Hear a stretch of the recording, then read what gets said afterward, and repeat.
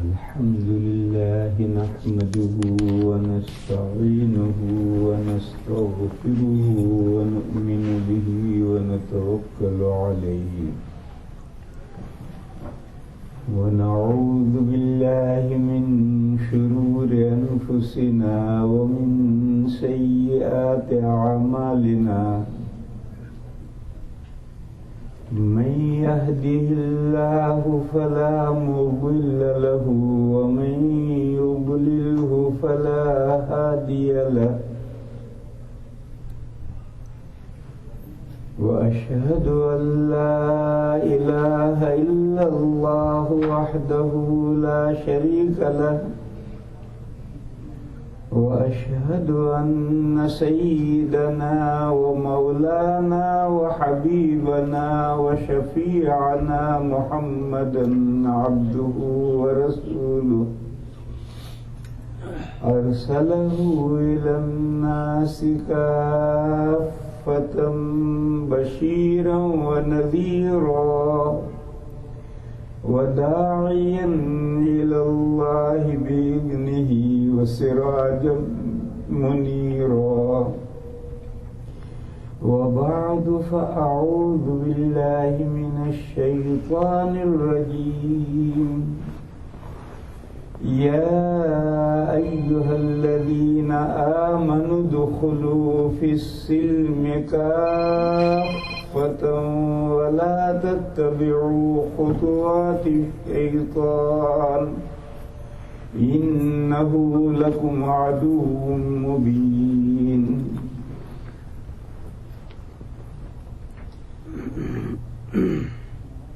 بزرگوں اور بھائیوں، یہ سورہ بقرہ کی ایک آیت ہے۔ اس آیت کا ترجمہ یہ ہے، اللہ تعالی اپنے عام بندوں سے نہیں فرما رہے، سبھی انسانوں سے نہیں فرما رہے، بلکہ اللہ تعالی خطاب فرما رہے ہیں اپنے ان بندوں سے جو اللہ پر ایمان لائے ہوئے ہیں۔ وہ ہم ہی ہیں، اللہ کے فضل و کرم سے اللہ پر ایمان لانے والے بندے ہم ہی ہیں۔ بس اللہ تعالی ہم سے خطاب فرما رہے ہیں، ہم سے کہہ رہے ہیں، کیا کہہ رہے ہیں؟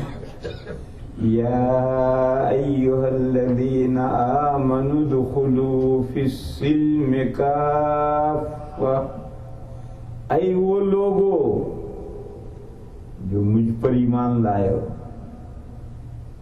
اللہ کی رات پر ایمان لائے ہیں، اللہ کے رسول صلی اللہ تعالی علیہ وسلم پر ایمان لائے ہیں، اللہ کی کتاب پر ایمان لائے ہیں، اللہ کے نازل کیے ہوئے دین اسلام پر ایمان لائے ہیں، جو آخرت پر ایمان لائے ہیں، جنت اور جہنم پر ایمان لائے ہوئے ہیں، اعمال کی جزا اور سزا پر ایمان لائے ہوئے ہیں، ان مومن بندوں سے اللہ یہ فرما رہے ہیں کہ اسلام میں کامل طریقے پر سارے کے سارے اسلام میں آ جاؤ، کمپلیٹلی اسلام میں آ جاؤ۔ ادخلوا فی السلم کافۃ، اس آیت کے اشارے سے کیا معلوم ہوا؟ اس آیت کے اشارے سے معلوم ہوا کہ مومن بھی آدھے پونے کا سودا کر سکتا ہے۔ اس آیت کے اشارے سے بات نکلی کہ مومن بھی جو اللہ پر، اللہ کے رسول پر، اللہ کے دین پر، اللہ کی کتاب پر، آخرت پر، جنت اور جہنم پر، سب چیزوں پر ایمان لایا ہے، اس کا بھی یہ حال ہو سکتا ہے کہ ایک پیر اسلام میں ہے اور ایک پیر اسلام سے باہر ہے۔ ایسا ہو سکتا ہے، جبھی تو اللہ حکم دے رہے ہیں کہ ادخلوا فی السلم کافۃ، اسلام میں سارے کے سارے کمپلیٹلی آ جاؤ۔ اس کا صاف مطلب یہ ہے ایک پیر ادھر اور ایک پیر ادھر ایسا ہو سکتا ہے، جبھی تو اللہ حکم دے رہے ہیں۔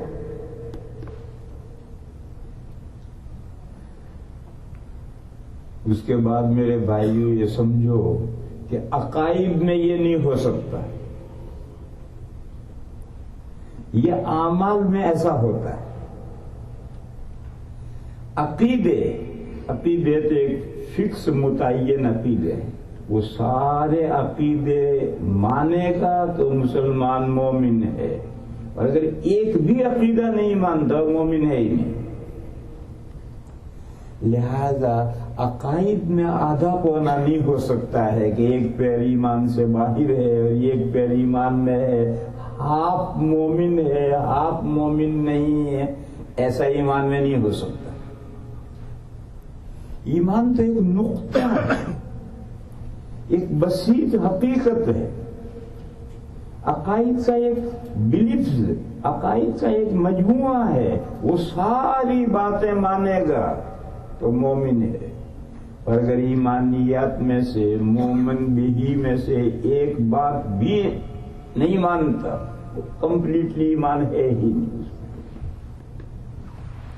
لیکن ایمان کے بعد میں پھر ایک دوسری حقیقت ہے اسلام۔ اسلام کے معنی ہیں کسی کے احکام کے سامنے، آرڈرز کے سامنے سرنڈر ہونا۔ تو احکام اور احکام تو بہت ہو سکتے ہیں، بعض احکام مانے بعض احکام نہ مانے، ایسا اسلام میں ایسا ہو سکتا ہے، ایمان میں ایسا نہیں ہو سکتا۔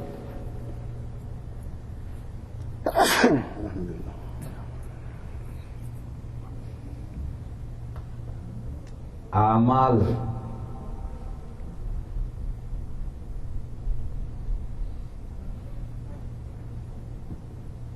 جس کی تابع داری ہے اور فرمان برداری کا نام اسلام ہے، جس کا فارسی میں اور اردو میں ترجمہ ہے سر افگندگی۔ اسلام کا ترجمہ ہے سر افگندگی، سر یہ سر، اور افغندن کے معنی ڈالنا، سر ڈالنا۔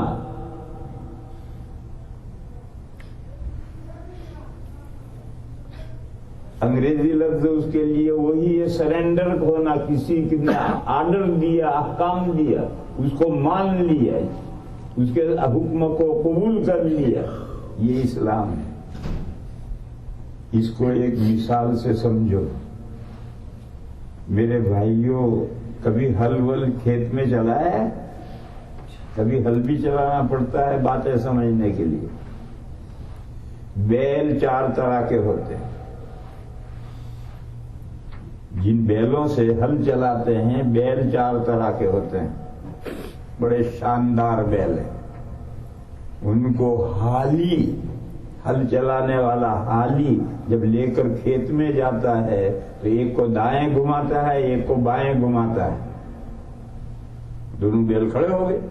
اب وہ جوا یوں اٹھا کر کے اونچا کرتا ہے، کچھ نہیں بولتا، شاندار بیل، ایک دم سر ڈال کر کے جوا گردن پر لے لیا۔ جوا اردو کا لفظ ہے، وہ لکڑی جو باندھیں گے اور پھر کھینچے گا۔ دوسرے معنی جوا کے ہیں رسپانسبلٹی، کسی کے سر کندھے پر کمر، کسی کے گردن پر جوا رکھنا یعنی ذمہ داری سونپنا، تو جوا کے دوسرے معنی رسپانسبلٹی۔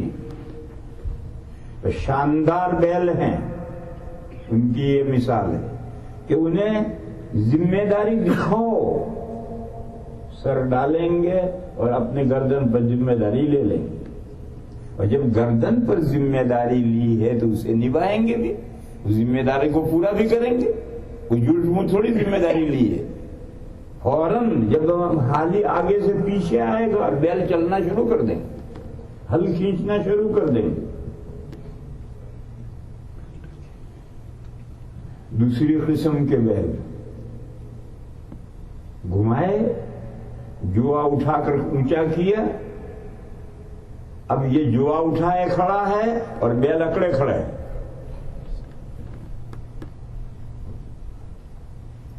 تو پھر حالی ڈانٹ پلاتا ہے. ہر زبان میں لفظ ہوتے ہیں، آپ کی زبان میں بھی لفظ ہوں گے. ہماری گجراتی میں وہ ڈانٹے گا، جت جت گجراتی کا لفظ ہے، اردو میں بھی جت جت کہتے ہیں. تو پھر جب ڈانٹ پڑے گی تو پھر گردن ڈالے گا اور لے گا. یہ پہلی قسم سے لوور کلاس کے بیل ہیں. پہلی قسم کے بیل جتنے شاندار ہیں اتنے شاندار یہ بیل نہیں سمجھے جائیں گے، یہ اس سے دوسرے درجے کے بیل ہیں.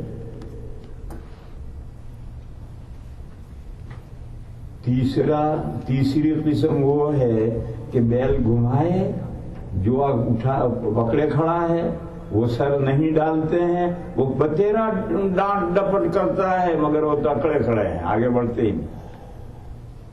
تو پھر حالی کیا کرتا ہے؟ جوا رکھ دیتا ہے اور رسی دوہری کرتا ہے اور دو چاری سے اور دو چاری سے پھر جوا اٹھاتا ہے اور پھر دونوں رسیوں سے جھٹکے دیتا ہے. تو پھر جھک مار کر کے نیچے سر ڈالتے ہیں اور جوا سر پہ لیتے ہیں. یہ جو نالائق بیل ہیں یہ تو کسی بھی وقت نکل سکتے ہیں، تو ان کو گردن کے نیچے سے باندھنے کے لیے باندھنا بھی پڑتا ہے. پہلی اور دوسری قسم کے بیلوں کو باندھنا نہیں پڑتا، انہوں نے تو اپنی مرضی سے لیا ہے. ایک نے کامل 100% مرضی سے جوا لیا ہے اپنی گردن پر، ایک نے ڈانٹ پڑنے کے بعد میں لیا، لیکن لیا دونوں نے مرضی سے. تو وہ چلتے چلتے گردن کھینچ لے، جوئے سے ذمہ داری سے گردن کھینچ لے، ایسا نہیں کریں. چنانچہ لوگ ان دو بیلوں کو گردن کے نیچے سے باندھتے نہیں، اور یہ جو تیسری قسم ہے ان کو باندھنا پڑے گا، گردن سے نیچے باندھے گا.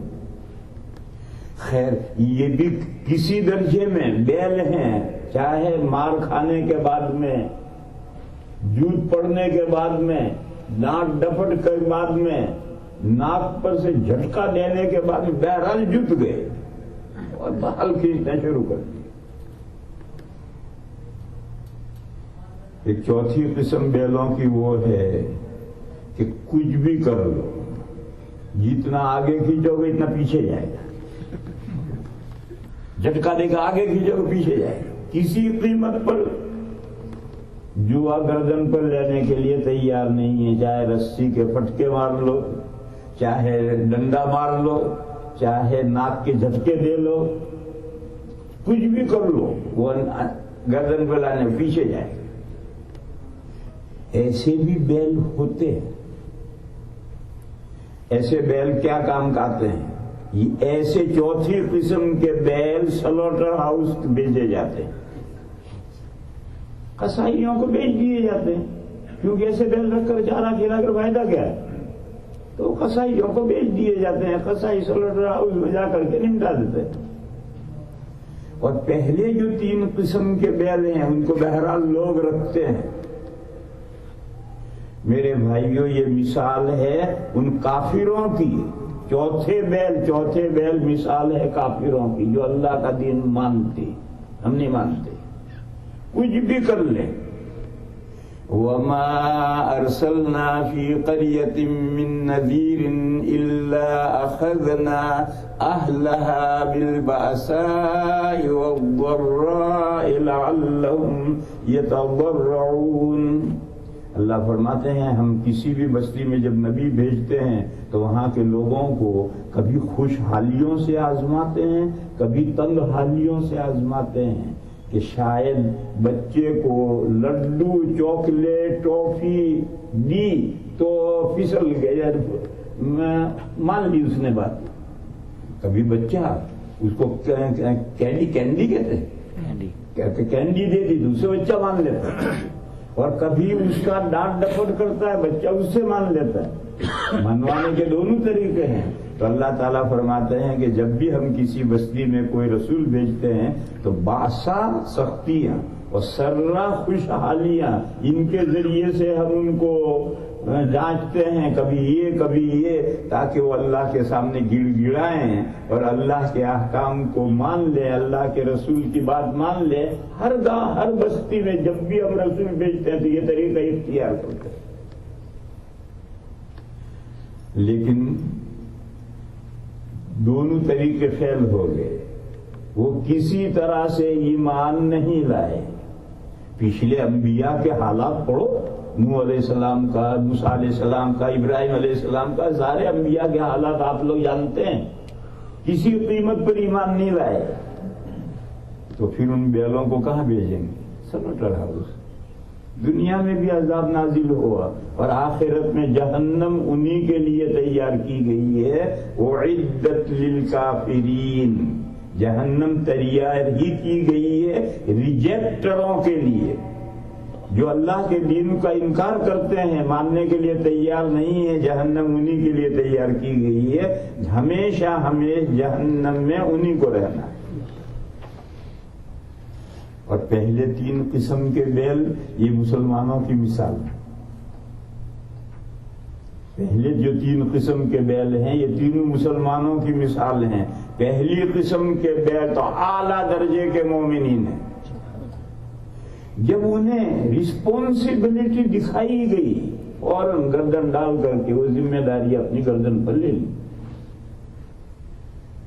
قرآن کریم میں ہے اِنَّا عَرَضْنَا الْأَمَانَةَ عَلَى السَّمَاوَاتِ وَالْأَرْضِ وَالْجِبَالِ فَأَبَيْنَ أَن يَحْمِلْنَهَا وَأَشْفَقْنَ مِنْهَا وَحَمَلَهَا الْإِنسَانُ إِنَّهُ كَانَ ظَلُومًا جَهُولًا۔ اللہ فرماتے ہیں جب کائنات پیدا کی اللہ نے، اس وقت میں ہم نے رسپونسبلٹی پیش کی آسمانوں کے سامنے، زمین کے سامنے، پہاڑوں کے سامنے، تو ان سب مخلوقات نے انکار کر دیا اور وہ سہم گئے، ڈر گئے، گھبرا گئے کہ اتنی بڑی ذمہ داری، اتنی بڑی امانت، اتنی بڑی رسپونسبلٹی ہم کیسے اٹھائیں گے۔ حضرت شاہ ولی اللہ صاحب علیہ الرحمہ نے حجت اللہ البالغہ میں یہ مضمون لکھا ہے کہ ان کے سامنے پیش کرنے کا مطلب یہ نہیں ہے کہ جیسے ٹوکرے میں چارہ لے کر بھینس کے سامنے پیش کیا جاتا ہے، لے لے لے کھا کھا کھا، پیش کرنے کا یہ مطلب نہیں ہے، بلکہ حضرت شاہ صاحب نے فرمایا کہ پیش کرنا، کمپیر کرنا ہے، موازنہ کرنا ہے۔ اللہ نے اس رسپونسبلٹی کا آسمانوں، زمینوں اور پہاڑوں کی ایبیلٹی کے ساتھ کمپیریشن کیا، مقابلہ کیا، موازنہ کیا، تو معلوم ہوا کہ ان مخلوقات میں اس رسپونسبلٹی کی سرے سے ایبیلٹی ہی نہیں ہے، صلاحیت ہی نہیں۔ انہوں نے انکار کیا ذمہ داری اٹھانے سے۔ اللہ کی کوئی مخلوق اللہ کے حکم سے انکار نہیں کرتی، انسان ہی ایسا ناہنجار ہے کہ بعض انسان انکار کرتے ہیں، باقی دوسری مخلوقات اللہ کے حکم سے انکار نہیں کرتی۔ اور آیت کہہ رہی کہ فَأَبَيْنَ أَن يَحْمِلْنَهَا، اس حکم کو اٹھانے سے انکار کیا، وَأَشْفَقْنَ مِنْهَا، ڈر گئے، سہم گئے۔ تو حضرت شاہ صاحب فرماتے ہیں کہ یہ انکار کرنا ان میں ایبیلٹی نہ ہونا ہے، اور ڈر جانا کا مطلب کہ بالکل قطعاً ان میں صلاحیت ہے ہی نہیں رسپونسبلٹی کی۔ رسپونسبلٹی کیا ہے؟ کچھ احکام اللہ دیں گے، ان احکام کو کرنا ہے، کچھ دوسرے احکام دیں گے، ان سے بچنا ہے۔ یہ جو مجموعے دین ہے، مجموعے شریعت ہے، یہ امانت ہے، یہ رسپونسبلٹی ہے، یہ کام کرو، یہ کام مت کرو، تو اس کی صلاحیت ان مخلوقات میں تھی ہی نہیں۔ وَحَمَلَهَا الْإِنسَانُ، اور انسان نے اس ذمہ داری کو بڑھ کر اٹھا لیا۔ شاہ صاحب فرماتے ہیں کہ انسان میں اس ذمہ داری کو پورا کرنے کی مکمل صلاحیت ہے، اٹھا لینے کا مطلب یہ ہے ابھی تو انسان پیدا نہیں ہوا تھا، یہ تو انسان کے پیدا ہونے سے بہت پہلے کا واقعہ ہے۔ تو انسان کے اٹھانے کا مطلب یہ ہے کہ انسان میں پوری صلاحیت ہے اس ذمہ داری کو انگیز کرنے کی۔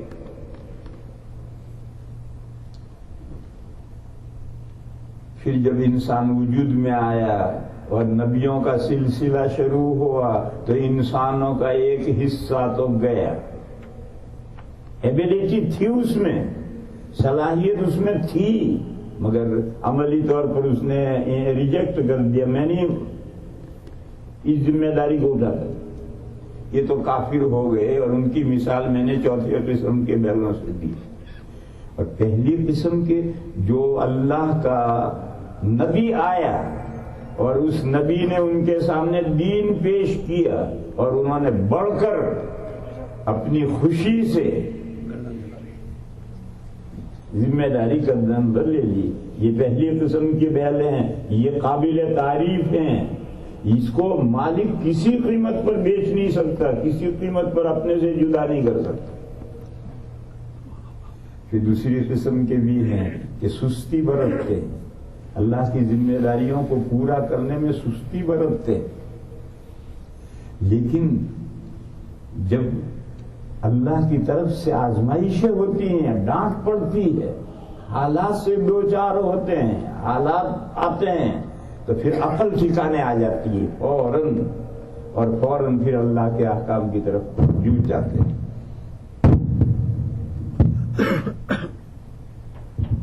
کچھ بھائی میرے پاس آتے ہیں، وہ آ کر کہتے ہیں کہ میرے یوں پریشانی ہے، یہ پریشانی ہے، وہ پریشانی ہے، اپنے حالات کا بیچارے رونا روتے ہیں، اور میں دیکھتا ہوں کہ بڑا اچھا بندہ ہے، چہرے پر ماشاءاللہ داڑھی ہے، لباس اسلامی ہے، 5 وقت کی نمازیں پڑھتا ہے، اس کی پوری زندگی سامنے ہے، اور پھر وہ شکایت کرتا ہے کہ میرے حالات میں پریشانیاں ہیں مجھے۔ تو میں اس سے کہتا ہوں بھیا تنہائی میں بیٹھ، تیری خانگی زندگی میں وہ زندگی جو مجھے نظر نہیں آتی، اس زندگی میں اللہ کے احکام کی تو کچھ خلاف ورزی کر رہا ہے، جس کی وجہ سے آزمائشیں آ رہی ہیں، وہ خلاف ورزی تو ختم کر، اللہ کے احکام کی مکمل اطاعت کر، یہ پریشانیاں دور ہوں گی۔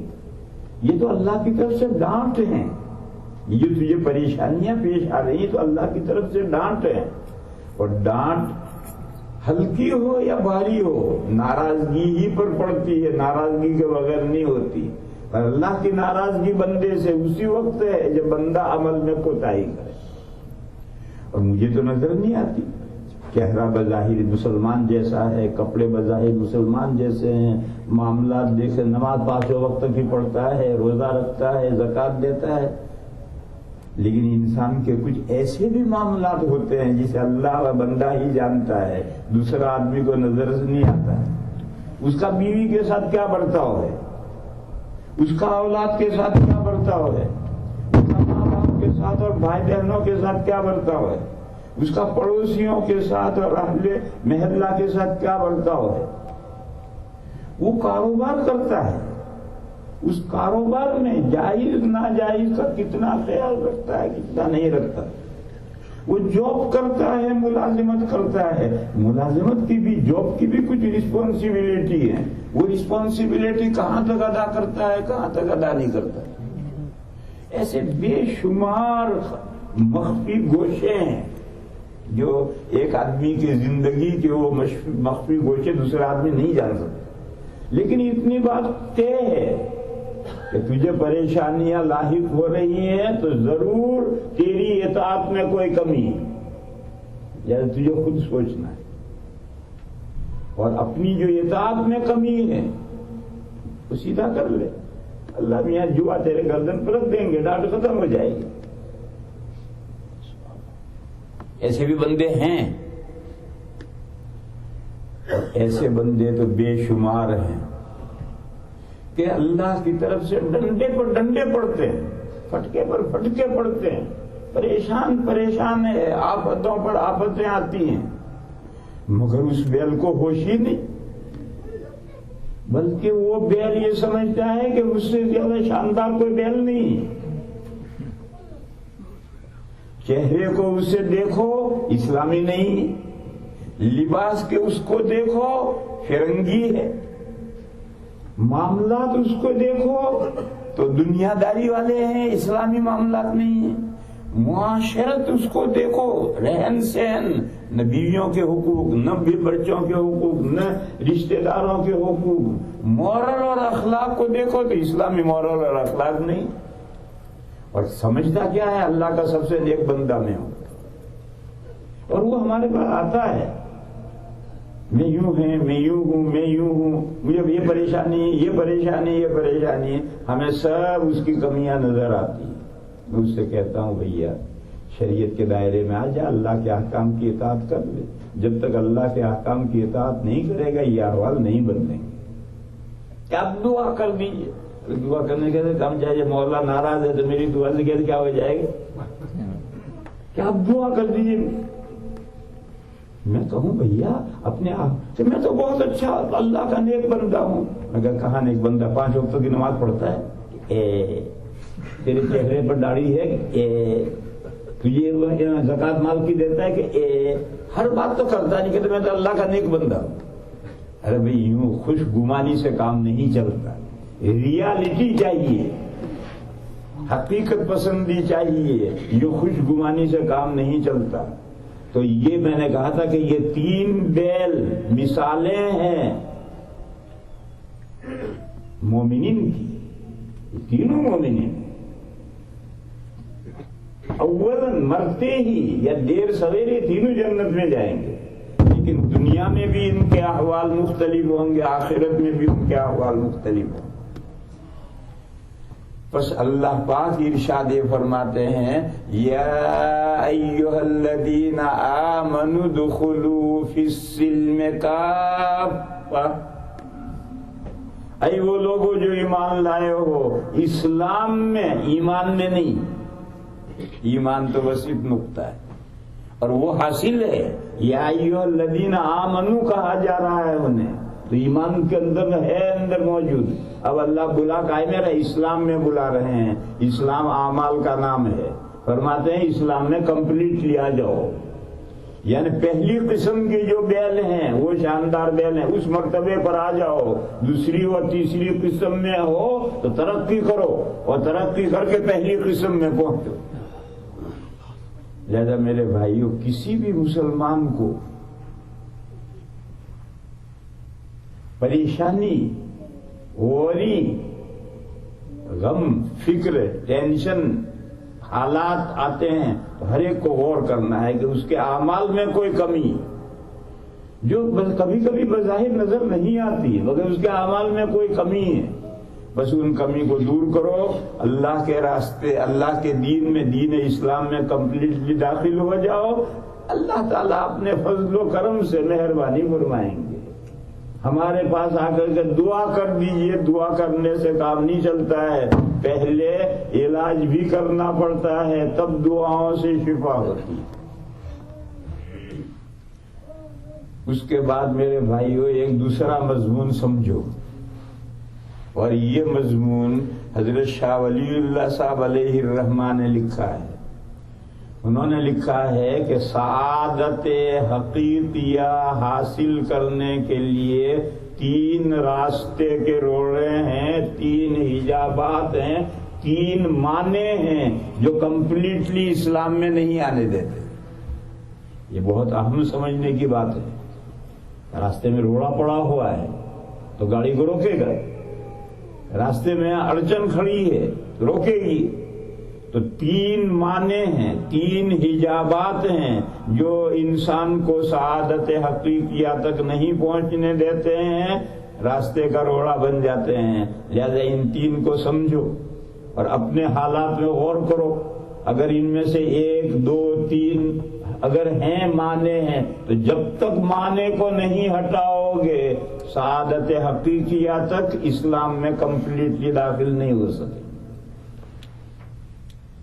وہ تین کیا ہیں؟ سوئے فہم کا حجاب، سوئے فہم کا حجاب،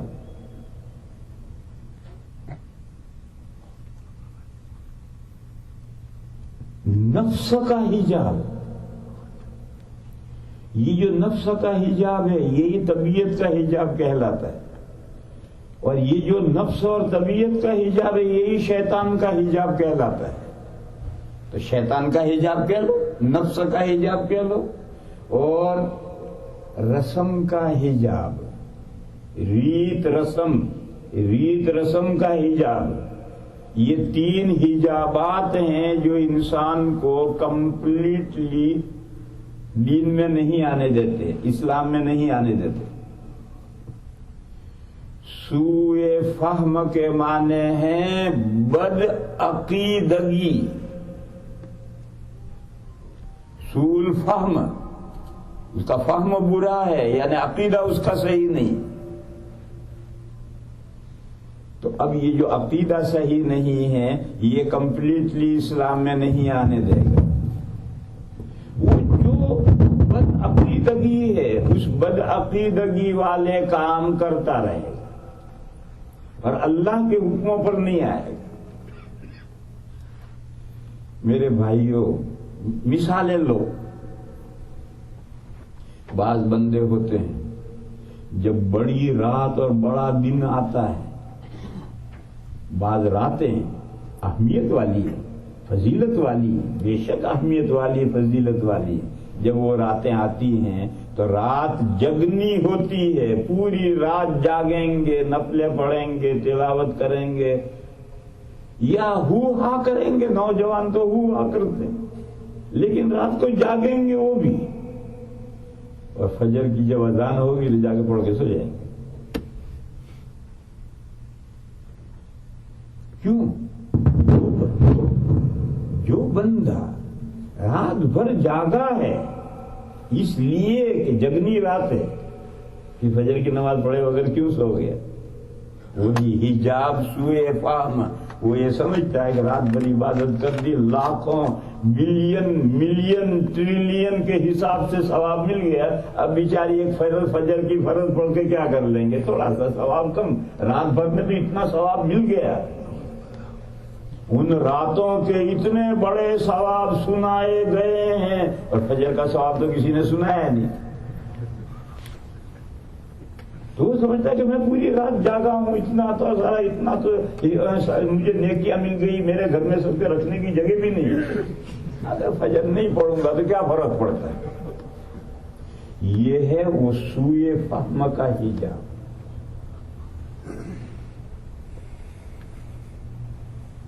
حضرت فاروق اعظم رضی اللہ تعالی عنہ کے زمانے کا قصہ ہے۔ ایک نوجوان، بالکل نوجوان نہیں، نام وام یاد نہیں رہا اس وقت، حضرت فاروق اعظم نے نماز پڑھ کر کے دیکھا تو وہ نوجوان نہیں تھا، نماز میں نہیں تھا۔ تو عورتوں کی صفوں میں اس نوجوان کی ماں تھی، فجر پڑھنے آتی تھی، مسجد نبوی میں تو اب بھی عورتیں آتی ہیں۔ تو حضرت عمر نے پوچھا کہ اے فلانی عورت، تیرا بیٹا فلاں کہاں ہے؟ تو اس کی ماں نے کہا کہ رات تہجد پڑھنے اٹھا تھا اور صبح تک تو وہ تہجد پڑھتا رہا، پھر صبح کے بعد میں تھوڑی دیر، فجر کی نماز میں تھوڑی دیر ہوتی ہے تو اس کو بیٹھے بیٹھے آنکھ لگ گئی ہوگی، اس لیے گھر سویا پڑا ہے، آیا نہیں۔ دیکھو بے اختیار سویا ہے، تہجد میں اٹھا ہے، رات بھر اس نے تہجد پڑھا ہے، صبح آنکھ لگ گئی اور فجر میں نہیں آیا۔ تو حضرت عمر نے فرمایا مجھے پوری رات سونا اچھا معلوم ہوتا، مجھے بہتر معلوم ہوتا ہے اس سے کہ میں فجر کی نماز پڑھوں تہجد نہ پڑھوں۔ یہ ہے دین کو صحیح سمجھنا۔ پوری رات کے تہجد اور فجر کے فرضوں کے قائم مقام کوئی نفل عبادت ہو ہی نہیں سکتی۔ مگر میرے بھائیوں، ہم میں ایسے لوگ ہیں جو دین کو صحیح نہیں سمجھتے ہیں۔ اور مثال لو، بعض بندے ہیں وہ نکاح شادی بیاہ کی رسموں میں، موت غمی کی رسموں میں، میلاد کی رسموں میں ہزاروں پاؤنڈ خرچ کر ڈالتے ہیں بے تکلف. حاتم طائی بھی جھک مارتا ہے ان کے سامنے. اور ان سے کہو بھیا مال کی زکوٰۃ 2.5% دے دے تو جان نکل جائے، جان نکل جائے گی. اتنا پیسہ کم ہو جائے گا، بیلنس گھٹ جائے. اور یہ جو رسمیں ہیں بے تحاشا خرچ کرتا ہے، یہ وہ سوئے فہم ہے، سوئے فہم. دین کو صحیح سمجھا نہیں. زکوٰۃ میں جو آپ $1 دیں گے اور وہ آپ کے بیلنس میں آخرت میں جمع ہوگا. یہ جو خرچے ہیں ان میں سے جو نیک کام نیکی میں خرچے ہیں ہزاروں ڈالر سے $1 آگے. کیوں؟ وہ فرض کیا.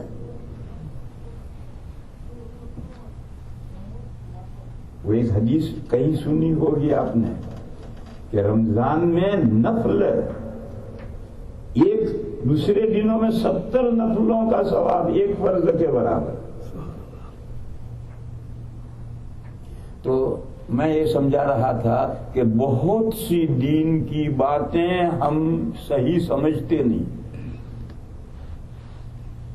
جب یہاں تک بات آئی تو ابھی امام صاحب سے عرض کر رہا ہوں، ابھی ہمارے مکبر نے جس انداز سے تکبیر کہی ہے یہ صحیح نہیں تھی. حدیث شریف میں اسے سمجھا رہا ہوں تھا کہ سیکھو اور اس کے مطابق آگے چلیں. حدیث شریف میں ہے امر بلال ان یشفع الاذان ویوتر الاقامۃ. بخاری کی حدیث ہے. حضرت بلال رضی اللہ تعالیٰ عنہ جو حضور کے مؤذن تھے ان کو حکم دیا گیا کہ اذان دوہری کہیں اور تکبیر ایکہری کہیں. دوہری کہنا یہ ہے کہ جو سملر کلمے ہیں ان کو 2 الگ الگ سانسوں میں کہیں، بیچ میں سانس توڑ دیں. اور اقامہ میں جو سملر ایک جیسے کلمات ہیں وہ ایک سانس میں کہے جائے، بیچ میں سانس توڑا نہ جائے. بیچ میں سانس توڑا نہ جائے اور اعراب بھی ظاہر نہ ہو، جزم آنا چاہیے. یہ تکبیر کہنے کا طریقہ ہے. حضرت بلال کو حکم دیا کہ اس طرح تکبیر کہیں. اذان تو ہم دیتے ہی ہیں اور صحیح دیتے. تکبیر کہہ کر میں دکھاؤں اللہ اکبر اللہ اکبر اللہ اکبر اللہ اکبر. بیچ میں سانس ٹوٹ جانا چاہیے، جزم آنا چاہیے اور ٹھہرنا نہیں چاہیے. اور ایسا وقفہ معلوم ہو جیسے یہاں میں بعض لوگوں کی اذان سنتا ہوں، وہ اذان دیتے ہیں اللہ اکبر اللہ اکبر. یہ غلط طریقہ ہے. اکبر کا کہ وقفہ سا محسوس ہو، یہ وقفہ سا محسوس نہیں ہونا چاہیے. کیوں؟ 2 اللہ اکبر مل کر ایک کلمہ ہے، پھر دوسرے 2 اللہ اکبر مل کر دوسرا کلمہ ہے. تو یہ الگ سانس میں کہو، یہ الگ سانس میں کہو. یہ 2 اللہ اکبر مل کر 2 کلمے نہیں، وہ ایک کلمہ ہے. بس ان کے بیچ میں اکبر کہہ کر رکنا اور ایسا محسوس ہو کہ اس کو الگ کیا اور سانس توڑ دیا اور اس کو الگ کیا، ایسا محسوس نہیں ہونا چاہیے. اور تکبیر میں 4 اللہ اکبر 2 کلمے ہیں، دونوں کو ملا کر کہو، بیچ میں رکو مت کہیں اور جزم لاؤ. اللہ اکبر اللہ اکبر اللہ اکبر اللہ اکبر. اب رکو. حی علی الصلاۃ حی علی الصلاۃ. بیچ میں جذب آئے اور سانس ٹوٹ جائے اور رکنا محسوس نہ ہو، دونوں کلمے ساتھ کو. اشہد ان محمد رسول اللہ اشہد ان محمد رسول اللہ. حی علی الصلاۃ حی علی الصلاۃ. بعض لوگ کہتے ہیں حی علی الصلاۃ حی علی الصلاۃ. یہ غلط ہے، اعراب ظاہر نہیں. حی علی الصلاۃ حی علی الصلاۃ حی علی الفلاح حی علی الفلاح، اس کے بعد جو قد قامت الصلاۃ آئے گا اس کے 2 سانسوں میں کہنا ہے، بیچ میں سانس توڑنا ہے، کیونکہ اقامہ میں یہی اصل جز ہے۔ قد قامت الصلاۃ قد قامت الصلاۃ، ان کو 2 سانسوں میں کہنا ہے۔ اس حدیث میں یہ ہے کہ اذان یہ کہ اقامہ یہ کہری کہو الا الاقامت، قد قامت الصلاۃ کو 2 سانسوں میں کہو۔ اللہ اکبر لا الہ الا اللہ، یہ تکبیر کہنے کا صحیح طریقہ ہے۔ اور اذان میں دونوں کلمے اشہد ان لا الہ الا اللہ ایک مرتبہ کہو خاموش رہو، پھر دوسری مرتبہ کہو خاموش رہو۔ تو اسی طریقے پر بہت سی باتیں آدمی صحیح نہیں سمجھتا ہے، اور صحیح نہ سمجھنے کی وجہ سے جیسا مدعا سیدھا سمجھے گا ایسا عمل کرے گا۔ کوئی سیدھا سمجھائے گا، صحیح سمجھائے گا، تبھی اس پر عمل ہوگا۔ بہرحال بات دوسری طرف چلی گئی۔ میں یہ کہتا تھا کہ دین میں آدمی کو پورا نہیں آنے دیتا، حجاب ہے، پردہ ہے، روڑا ہے، راستے میں اڑچن کھڑی ہے، اور وہ اڑچن کیا ہے؟ سوء الفہم، بد عقیدت، دین کی بات صحیح سمجھتا ہی نہیں، اور دین کی بات صحیح نہ سمجھنے کی وجہ سے آدمی بدعات میں مبتلا ہوتا ہے، رسوم میں مبتلا ہوتا ہے، اور دین پر نہیں آتا ہے۔ وہ بدعات اور رسوم کو زیادہ اہمیت دیتے ہیں۔ دیکھو میرے بھائیوں، میں فرق سمجھاؤں، بدعت اور رسم میں کیا فرق ہے؟ ایک بات ہے جو قرآن و حدیث میں نہیں ہے، دین میں نہیں ہے، اور لوگ اسے کرتے ہیں ثواب سمجھ کر، تو یہ بدعت ہے۔ جیسے آدمی مرتا ہے 30 40واں وغیرہ وغیرہ، اور ایک وہ ہے جو قرآن و حدیث میں نہیں ہے مگر مسلمان اسے کرتے ہیں ثواب سمجھ کر نہیں کرتے، بس کرتے ہیں۔ جیسے عید آئی تو شیر خورما پکائیں گے، پکاتے ہیں شیر خورما، یہاں رواج ہے، شیر خورما پکاتے ہیں۔ یا جیسے شادیاں بھی ہوتی ہیں تو بیوی سے بھی بڑی اماں، گھر کی بڑی عورتیں کہیں کہ یہ کرنا ہی پڑے گا، کرتا ہے آدمی، جت مار کے ادھر ادھر سے قرض لا کر وہ رسمیں پوری کرتا ہے، کوئی ثواب نہیں سمجھتا۔ یہ رسمیں کہلاتی اور یہ بدعتیں کہلاتی ہیں۔ شرعاً دونوں چیزیں ممنوع ہیں، سنت پر آؤ، اسلامی طریقے پر آؤ، اور یہ جو رسمیں ہیں اور بدعتیں ہیں اس کی مثال کیسی ہے؟ یہ مسجد بنی ہے، بڑی شاندار مسجد ہے، لیکن اگر اس کا خیال نہیں رکھو گے تو سال بھر 2 سال ہوتے ہوتے جگہ جگہ مکڑیاں جالے بنائیں گی اور وہ جالے لٹکیں گے۔ دیوار میں پینٹ ہے، اس میں پھیکا پڑے گا، کہیں گھڑا پڑے گا، زمین کے فرش میں کہیں جگہ جگہ گھڑے پڑیں گے۔ ہر عمارت میں جب پرانی ہو جاتی اگر اس کی کیئر نہ کرو تو ایسا ہوتا ہے۔ اب ایک آدمی عمارت آیا، اس نے کہا یہ تو فانوس لٹک رہے ہیں، جالر ہیں۔ ارے جالر نہیں، مکڑی کے جالے ہیں، اور دیوار میں جگہ جگہ گھڑے کا یہ ڈیزائن ہے۔ ارے ڈیزائن نہیں، کھڈے ہیں۔ میرے بھائیو، یہ رسوم و بدعات یہ وہ مکڑی کے جالے ہیں۔ جب 100 سال گزر جاتے ہیں اور کوئی اس بلڈنگ میں جھاڑو لگانے والا نہیں آتا ہے تو جگہ جگہ پھر مکڑیوں کے جالے لٹکنے لگتے ہیں اور لوگ اسے جالر سمجھنے لگتے ہیں، فانوس سمجھنے لگتے ہیں۔ دیوار میں جو کھڈے پڑ گئے ہیں اسے ڈیزائن سمجھنے لگتے ہیں، زمین میں جو کھڈے پڑ جاتے ہیں اسے پتہ نہیں کیا سمجھتے ہیں۔ یہ سب سوء فہم کا نتیجہ ہے، بدعقیدگی کا نتیجہ ہے، دین کو صحیح نہ سمجھنے کا نتیجہ ہے۔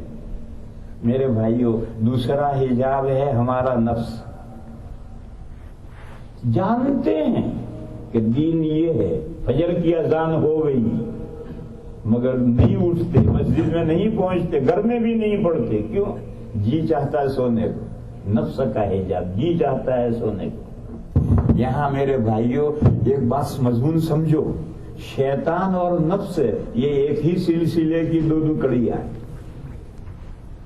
شیطان اور نفس ایک ہی سلسلے کی دو کڑیاں ہیں، اور شیطان ہم پر ڈائریکٹ حملہ نہیں کر سکتا، وہ ہمارے نفس کے راستے سے ہم پر حملہ کرتا ہے. شیطان ہمارے نفس کو ورغلاتا ہے اور اس راستے سے ہم پر حملہ کرتا ہے، ڈائریکٹ حملہ نہیں کر سکتا شیطان. ایک حدیث ہے، نبی پاک صلی اللہ تعالی علیہ وسلم نے فرمایا کہ ان عادا عدوک نفسک التی بین جنبیک، تیرا سب سے بڑا دشمن تیرا وہ نفس ہے جو تیرے دو پہلوؤں کے بیچ میں. تیرا سب سے بڑا دشمن یہ ہے. اور شیطان بھی دشمن ہے، لیکن وہ ڈائریکٹ حملہ نہیں کر سکتا ہے، وہ ہمارے نفس کے راستے سے ہم پر حملہ کرتا ہے. اس کی مثال دوں، ایک حدیث ہے کہ سخت گرمیوں میں ظہر دیر سے پڑھو، اس لیے کہ سخت گرمی جو پھیلتی ہے وہ جہنم کے اثرات سے پھیلتی ہے. فإن شدت الحر من فیح جہنم.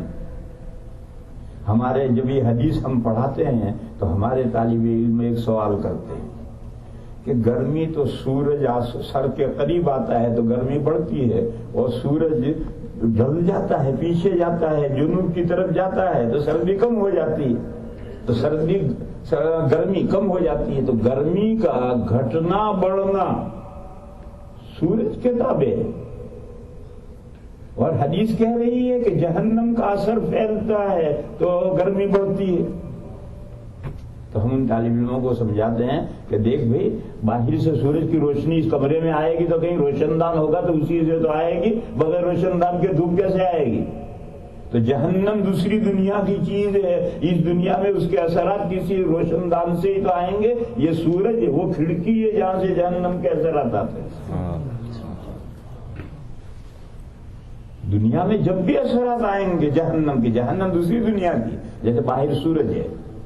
اب اس سورج کا اثر اس حال میں کہیں نہ کہیں دریچہ ہوگا، سوراخ ہوگا، کھڑکی ہوگی تو اس کھڑکی سے آئے گا، اس کے بغیر دھوپ کیسے آئے گی یہاں؟ تو جو سورج دوسری دنیا میں ہے تو استغفر، جہنم دوسری دنیا میں ہے. اس جہنم کے اثرات کو جب اس دنیا میں آنا ہوگا تو اس کو کوئی کھڑکی چاہیے.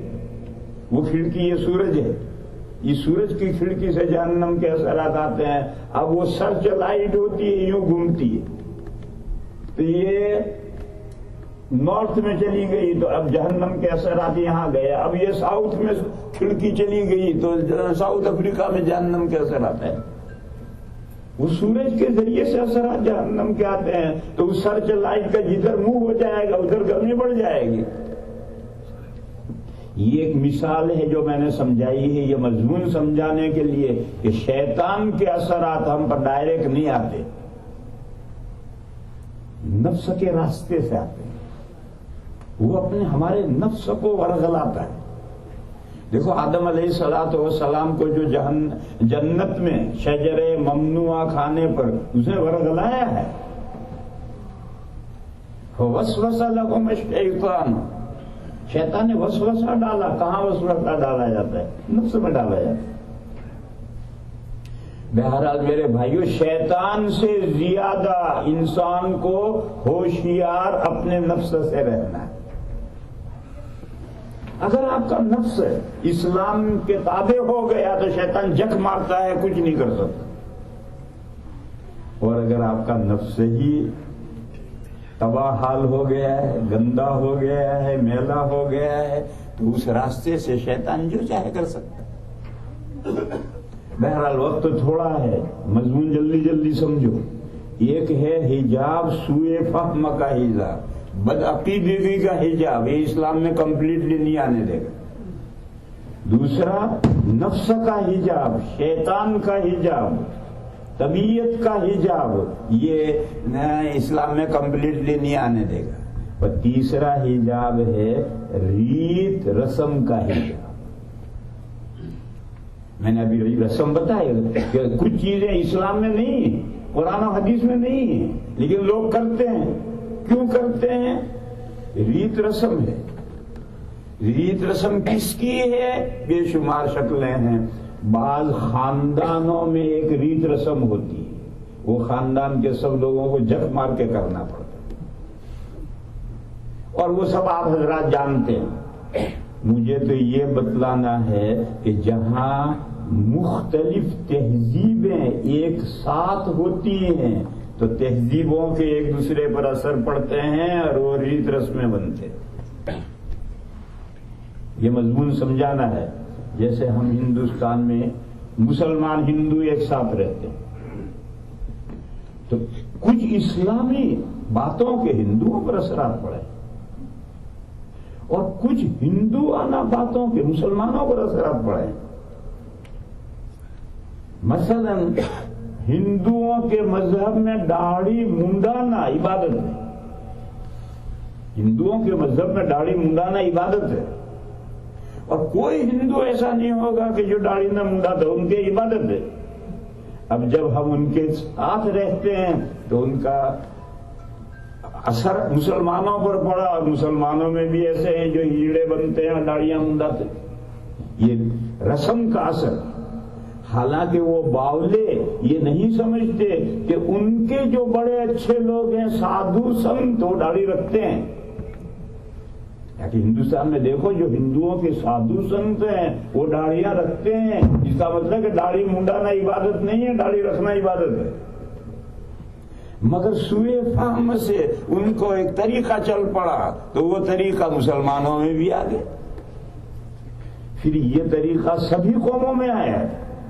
یہ جوئش ان کے یہاں داڑھی رکھنا عبادت ہے، اور ان کے جو ربائی ہیں پتہ نہیں کون کون ان کے مذہبی ہیں لمبی لمبی داڑیاں ہوتی ہیں ان کی. یہی حال عیسائیوں میں ہے کہ ان کے یہاں بھی داڑھی رکھنا عبادت ہے. دلیل انہوں نے جو عیسیٰ علیہ السلام کا فوٹو بناتے ہیں تو داڑھی کے ساتھ بناتے ہیں. عیسیٰ علیہ السلام کا فوٹو جو بناتے ہیں وہ داڑھی کے ساتھ بناتے ہیں. اور آج ان کا سب سے بڑا جو